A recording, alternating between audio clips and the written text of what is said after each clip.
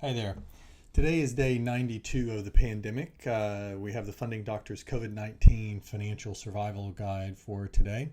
The two topics that I wanted to talk about, one is I have an interview with Ed Blakely of the Land and Environment Court. He'll talk about how COVID-19 is likely to affect approvals and that situation during the pandemic. The other thing I wanted to relate to everybody is I had a discussion with one of the larger loan arrangers, one of the guys who is on the coal face of dealing with a lot of the equity players who are putting money into the debt market in terms of lending, particularly into property development.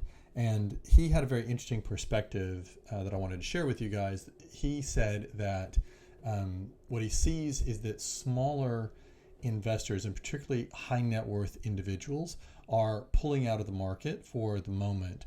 He said, but the larger guys, the institutional funds and things like that, they are, although they're pulling back from new projects, they are staying committed to projects that they had already put something in. So they're not pulling in, they're not calling in loans, and they're not even stopping projects that are already in the works, but they are taking a longer, harder look at getting into new stuff.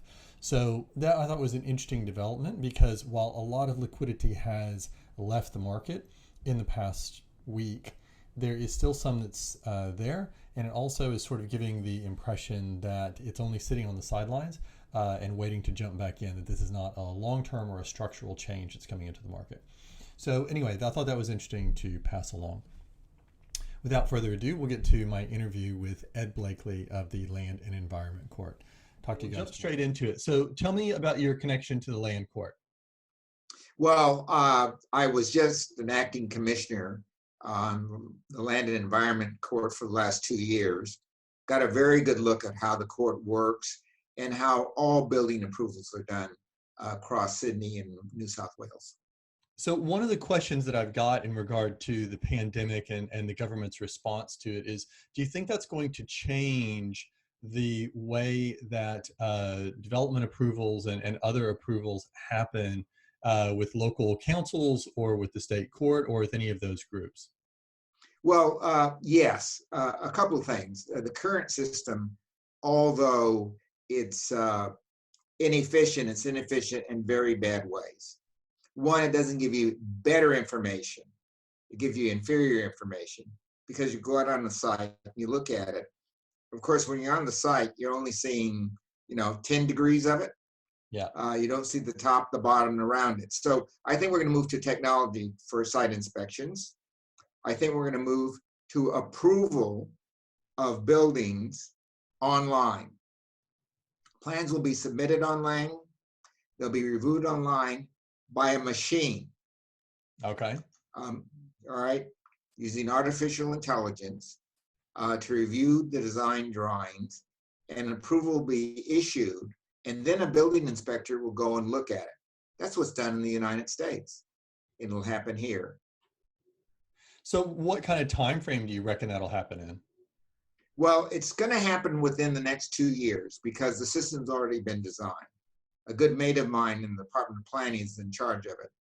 And he has it ready to go. But the stumbling block is the city's not putting their information in. And they haven't been required to. They're going to be required to put their information in and all their approval systems in. And of course, the machine, with machine learning, can learn those approval systems and issue permits. Issuing permits now is an 18-month adventure when it should be about an 8-minute adventure. Yeah, there's a lot of developers that I deal with who would definitely agree with that. And also, I mean, it's not just long, it doesn't just take a long time, it's also extremely expensive. Do you think this will help reduce costs? Of course, and that's one of the reasons buildings turn out bad, because the developer's trying to cut costs from the beginning, knowing he's going to have to go through this regulatory process. If he added that back in the building, you'd have a better building. Yeah. And so what do you think? Sorry, go ahead. Of all places in the world that does this well, Texas does. That's my home in state. Texas, that's interesting.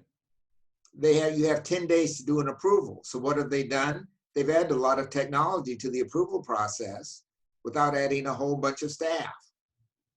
And that's what we're going to do here. I think Texas will be the model. Oh, fantastic. I love that. The Lone Star State. So tell me, what do you reckon is the short-term impact? And when I say short-term, I'm talking about in the next, say, within the next 6 months.